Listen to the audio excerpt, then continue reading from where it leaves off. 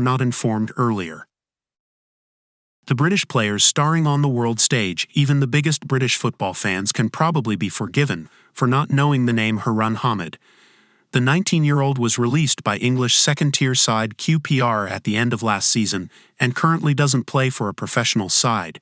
But just last month, Harun's name was on the lips of millions of people in Pakistan when he scored the biggest goal in their World Cup qualifying history. His goal was enough to beat Cambodia 1-0 for their first win in 5 years, putting them through to the second round of qualifying for football's biggest tournament for the first time. "I was just filled with adrenaline and had to hit the knee slide in front of the fans," London-born midfielder Harun tells BBC Asian Network. Pakistan's reward for the win is their highest-profile game to date, a match against Saudi Arabia, the only team to beat World Cup winners Argentina at last winter's tournament. At 16:30 Greenwich Mean Time on Thursday, "We're playing against the team that beat Messi's Argentina, and we don't even have a pro league," Harun says. Pakistan has the fifth largest population in the world with about 240 million people, but its football team is ranked a lowly 193rd. One place below the island of Aruba and two above the Seychelles. The fact that it does not have its own professional league, as Harun says, is one of the key reasons that British Pakistani players like him are being called up to play for the national team under dual nationality rules. "Growing up, I didn't even know Pakistan had a team, if I'm honest, so I never thought I'd be playing for them one day," he says. But the opportunity came, and to play on the world stage in front of huge crowds is a dream come true. "Hopefully after the win, more young boys like me will consider playing for Pakistan." This is just the start. Harun is not the only British Pakistani player in the squad. His teammates include former England under-19 captain Issa Suleiman and Otis Khan, who plays for Grimsby in England's League Two. Another player hoping to be involved in the game against Saudi Arabia is 21-year-old Imran Kayani, who is joining the Pakistan squad for the first time. He grew up in Woking and plays for non-league side Whitehawk FC in Brighton.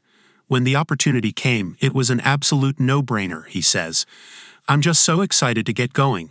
The win against Cambodia was a much-needed boost for football in Pakistan after a difficult period which meant they did not play a home match for 8 years. National football in the country has also been suspended twice by FIFA in the last 4 years for undue influence from third parties.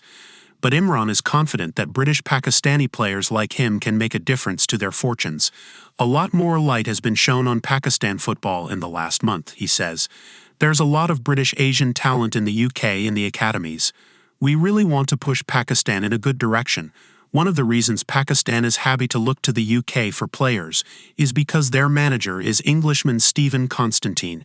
He is known as one of the most accomplished football coaches in Asia, having managed 7 national teams, including India twice in a 20-year career. The difference with India, for example, is they have the Indian Super League," he says.